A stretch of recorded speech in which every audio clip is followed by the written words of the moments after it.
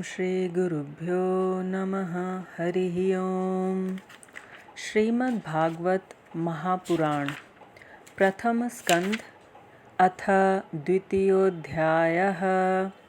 भगवत कथा और भगवत भक्ति का महात्म्य।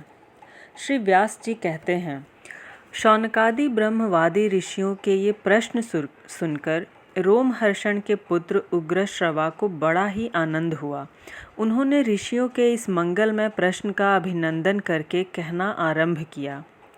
सूत जी ने कहा, जिस समय श्री सुखदेव जी का यज्ञोपवीत संस्कार भी नहीं हुआ था, सुतराम लौकिक वैदिक कर्मों के अनुष्ठान का अवसर भी नहीं आया था, उन्हें अकेले ही संन्यास लेने के उद्देश्य से जाते देखकर उनके पिता व्यास जी विरह से कातर होकर पुकारने लगे, बेटा बेटा।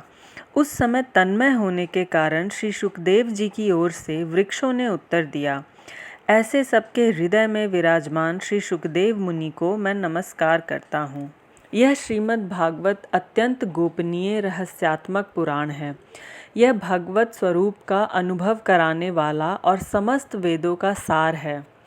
संसार में फंसे हुए जो लोग इस घोर अज्ञानांधकार से पार जाना चाहते हैं, उनके लिए आध्यात्मिक तत्वों को प्रकाशित करने वाला यह एक अद्वितीय दीपक है। वास्तव में उन्हीं पर करुणा करके बड़े बड़े मुनियों के आचार्य श्री सुखदेव जी ने इसका वर्णन किया है। मैं उनकी शरण ग्रहण करता हूँ। मनुष्यों में सर्वश्रेष्ठ भगवान के अवतार नर नारायण ऋषियों को, सरस्वती देवी को और श्री व्यास देव जी को नमस्कार करके तब संसार और अंतःकरण के समस्त विकारों पर विजय प्राप्त करने वाले इस श्रीमद् भागवत महापुराण का पाठ करना चाहिए। ऋषियों, आपने संपूर्ण विश्व के कल्याण के लिए यह बहुत सुंदर प्रश्न किया है, क्योंकि यह प्रश्न श्री कृष्ण के संबंध में है और इससे भली भांति आत्मशुद्धि हो जाती है। मनुष्यों के लिए सर्वश्रेष्ठ धर्म वही है जिससे भगवान श्री कृष्ण में भक्ति हो। भक्ति भी ऐसी जिसमें किसी प्रकार की कामना न हो और जो नित्य निरंतर बनी रहे। ऐसी भक्ति से हृदय आनंद स्वरूप परमात्मा की उपलब्धि करके कृतकृत्य हो जाता है। भगवान श्री कृष्ण में भक्ति होते ही, अनन्य प्रेम से उनमें चित्त जोड़ते ही निष्काम ज्ञान और वैराग्य का आविर्भाव हो जाता है। धर्म का ठीक ठीक अनुष्ठान करने पर भी यदि मनुष्य के हृदय में भगवान की लीला कथाओं के प्रति अनुराग का उदय न हो तो वह नीरा श्रम ही श्रम है। धर्म का फल है मोक्ष। उसकी सार्थकता अर्थ प्राप्ति में नहीं है। अर्थ केवल धर्म के लिए है। भोग विलास उसका फल नहीं माना गया है। भोग विलास फल इंद्रियों को तृप्त करना नहीं है। उसका प्रयोजन है केवल जीवन निर्वाह। जीवन का फल भी तत्व जिज्ञासा है। बहुत कर्म करके स्वर्गादि प्राप्त करना उसका फल नहीं है। तत्ववेत्ता लोक ज्ञाता और ज्ञेय के भेद से रहित अखंड अद्वितीय सच्चिदानंद स्वरूप ज्ञान को ही तत्व कहते हैं। उसी को कोई ब्रह्म, कोई परमात्मा और कोई भगवान के नाम से पुकारते हैं। श्रद्धालु मुनिजन भागवत श्रवण से प्राप्त ज्ञान वैराग्य युक्त भक्ति से अपने हृदय में उस परम तत्व स्वरूप परमात्मा का अनुभव करते हैं। शौनकादि ऋषियों, यही कारण है कि अपने अपने वर्ण तथा आश्रम के अनुसार मनुष्य जो धर्म का अनुष्ठान करते हैं, उसकी पूर्ण सिद्धि इसी में है कि भगवान प्रसन्न हो। इसलिए एकाग्र मन से भक्त वत्सल भगवान का ही नित्य निरंतर श्रवण, कीर्तन, ध्यान और आराधन करना चाहिए। कर्मों की गांठ बड़ी कड़ी है। विचारवान पुरुष भगवान के चिंतन की तलवार से उस गांठ को काट डालते हैं। तब भला ऐसा कौन मनुष्य होगा जो भगवान की लीला कथा में प्रेम न करे।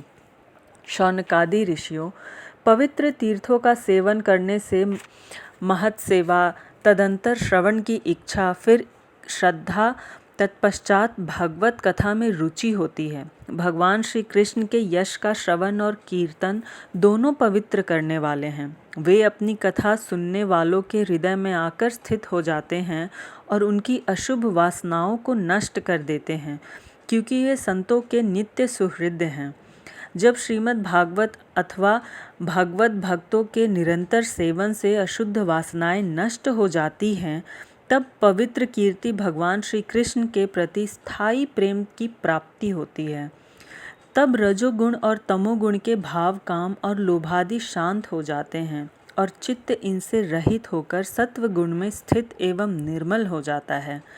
इस प्रकार भगवान की प्रेममयी भक्ति से जब संसार की समस्त आसक्तियां मिट जाती हैं, हृदय आनंद से भर जाता है, तब भगवान के तत्व का अनुभव अपने आप हो जाता है। हृदय में आत्मस्वरूप भगवान का साक्षात्कार होते ही हृदय की ग्रंथि टूट जाती है, सारे संदेह मिट जाते हैं और कर्म बंधन क्षीण हो जाता है। इसी से बुद्धिमान लोग नित्य निरंतर बड़े आनंद से भगवान श्री कृष्ण के प्रति प्रेम भक्ति करते हैं, जिससे आत्म प्रसाद की प्राप्ति होती है। प्रकृति के 3 गुण हैं, सत्व, रज और तम। इनको स्वीकार करके इस संसार की स्थिति, उत्पत्ति और प्रलय के लिए एक अद्वितीय परमात्मा ही विष्णु, ब्रह्मा और रुद्र, ये 3 नाम ग्रहण करते हैं। फिर भी मनुष्य का परम कल्याण तो सद्गुण स्वीकार करने वाले श्री हरि से ही होता है। जैसे पृथ्वी के विकार लकड़ी की अपेक्षा धुआं श्रेष्ठ है और उससे भी श्रेष्ठ है अग्नि, क्योंकि वेदोक्त यज्ञ यज्ञादि के द्वारा अग्नि सद्गति देने वाला है।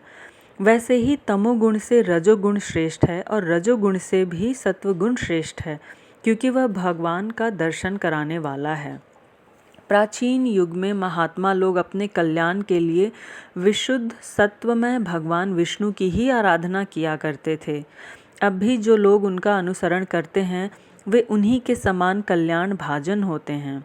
जो लोग इस संसार सागर से पार जाना चाहते हैं, वे यद्यपि किसी की निंदा तो नहीं करते, न किसी में दोष ही देखते हैं, फिर भी घोर रूप वाले तमोगुणी, रजोगुणी, भैरवादी भूतपतियों की उपासना न करके सत्वगुणी विष्णु भगवान और उनके अंश कला स्वरूपों का ही भजन करते हैं।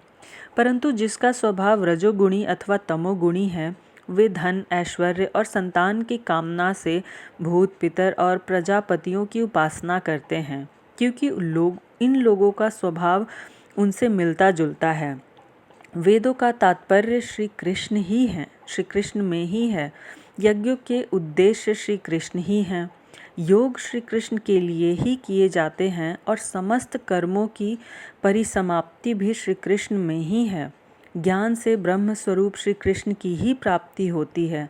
तपस्या श्री कृष्ण की प्रसन्नता के लिए ही की जाती है।